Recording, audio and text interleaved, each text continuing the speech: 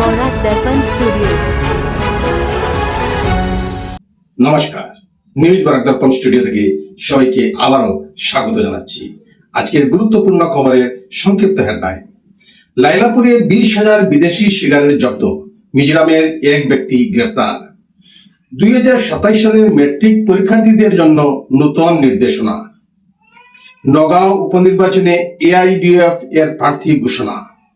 অসমে বন্যার্তদের জন্য ব্যাপক ত্রাণ বিতরণ, চাল, ডাল, নুন ও তেল। সূর্যগ্রহণ নিয়ে ভুয়ো খবর, গুজবে কান না দেওয়ার বার্তা।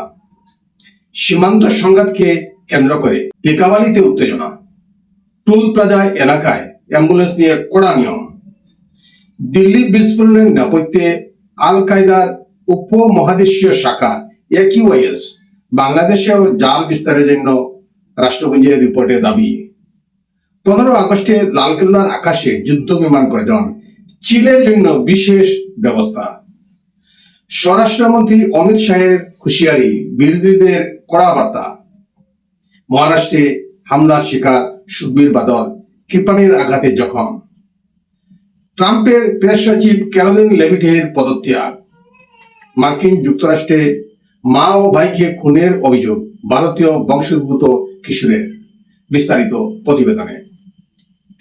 অসম মিজোরাম সীমান্তের লাইলাপুরে চেকপোস্টে অভিযান চালিয়ে একটি যাত্রীবাহী গাড়ি থেকে 20,000টি বিদেশি সিগারেট উদ্ধার করেছে কাছাড় পুলিশ। সিগারেটগুলো ESSE লাইট ব্র্যান্ডের। চোরাচালানের অভিযোগে মিজোরামের বাসিন্দা বাংলাল রুয়াটাকে গ্রেপ্তার করা হয়েছে। পুলিশ গাড়ি ও একটি মোবাইল ফোন জব্দ করে তদন্ত শুরু করেছে। অসম রাজ্যিক বিদ্যালয় শিক্ষা পরিষদ 2027 সালের হাই স্কুল শিক্ষান্ত পরীক্ষার্থীদের জন্য গুরুত্বপূর্ণ নির্দেশিকা জারি করেছে। ফর্ম পূরণের আগে প্রত্যেক পরীক্ষার্থীদের নিজের নামে বৈধ ব্যাংক অ্যাকাউন্ট থাকা বাধ্যতামূলক করা হয়েছে। সরকারি আর্থিক সহায়তা DBT এর মাধ্যমে সরাসরি শিক্ষার্থীদের অ্যাকাউন্টে দেওয়ার জন্য এই সিদ্ধান্ত নেওয়া হয়েছে। অভিভাবকদের সময় থাকতেই ব্যাংক অ্যাকাউন্ট খোলার আহ্বান জানানো হয়েছে।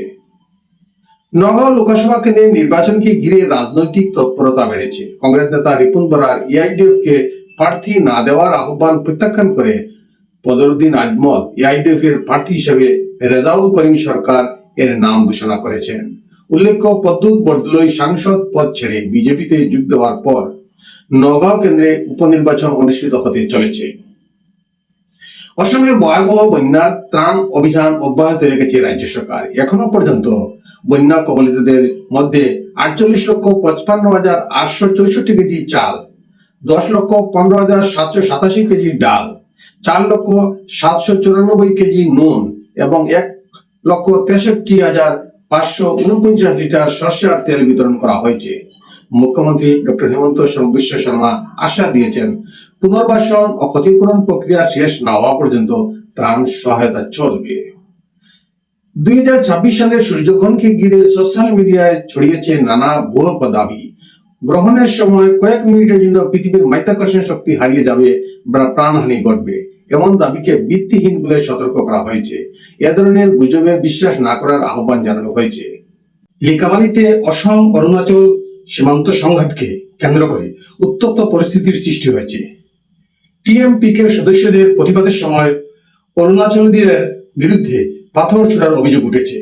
11 জন অসমীয়াকে গুলি করার প্রতিবাদে TMPK বিক্ষোভ প্রদর্শন করে ঘটনাকে কেন্দ্র করে দুই পক্ষের মধ্যে উত্তেজনা অব্যাহত রয়েছে এবং বিভিন্ন এলাকায় ধারাবাহিক প্রতিবাদ চলছে। টুল প্লাজার 10 কিলোমিটারের মধ্যে দুর্ঘটনা ঘটলে 10 মিনিটের মধ্যে অ্যাম্বুলেন্স পৌঁছানো বাধ্যতামূলক। দেরি হলে 10,000 টাকা জরিমানা। দুর্ঘটনাগ্রস্তকে 1 ঘন্টার মধ্যে নিকটবর্তী হাসপাতালে ভর্তি করাতে হবে, নইলে আরো 10,000 টাকা জরিমানা। অ্যাম্বুলেন্সে AIS 140 GPS বাধ্যতামূলক। GPS এর অবস্থান দেখা না গেলে প্রতিদিন 2,500 টাকা জরিমানা। গত বছরের 10 নভেম্বর লালকেল্লার কাছে গাড়ি বিস্ফোরণে 13 জনের মৃত্যু হয়। এবার রাষ্ট্রপুঞ্জের নিরাপত্তা পরিষদের রিপোর্টে দাবি করা হয়েছে এই হামলার নেপথ্যে ছিল আল কায়দার উপদেশীয় শাখা AQIS। সংগঠনটি ছোট ছোট সেল করে ভারত ও বাংলাদেশে নিজেদের নেটওয়ার্ক বিস্তারের চেষ্টা করছে বলে রিপোর্টে উল্লেখ করা হয়েছে।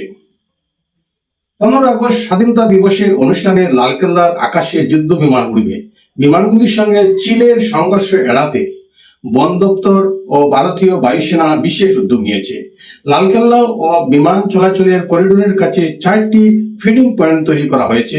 সেখানে চিলের জন্য 10 কুইন্টালেরও বেশি মুরগির মাংস রাখা হয়েছে।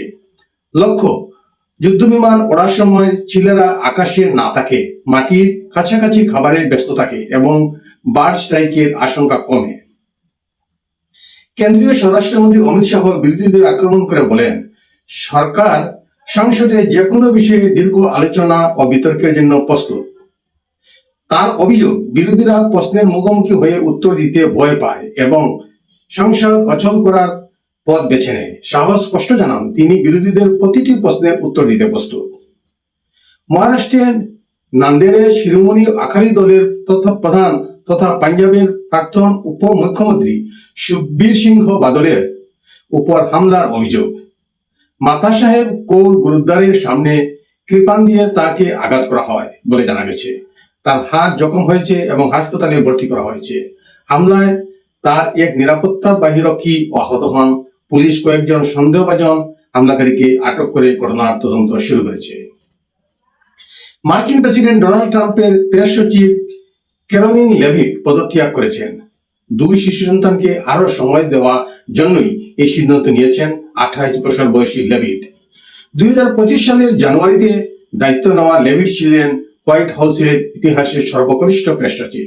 তবে পদ ছাড়লেও ট্রাম্পের যোগাযোগ দপ্তরের পরামর্শদাতা হিসাবে কাজ চালিয়ে যাবেন তিনি। ট্রাম্প ও লেভিটের নেতৃত্ব প্রশাসনের প্রতি তার অবদানের প্রশংসা করেছে। আমেরিকার ম্যাসাচুসেটসে মা ও ভাইকে খুনের অভিযোগ উঠেছে ভারতীয় বংশোদ্ভূত কিশোর অর্জুন অরবিন্দের বিরুদ্ধে।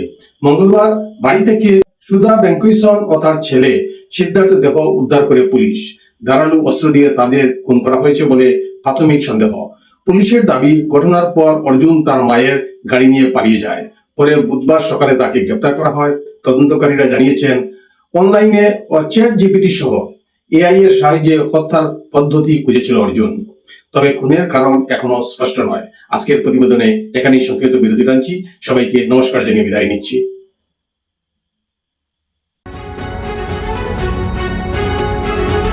নিউজ বরাক দর্পণ স্টুডিও।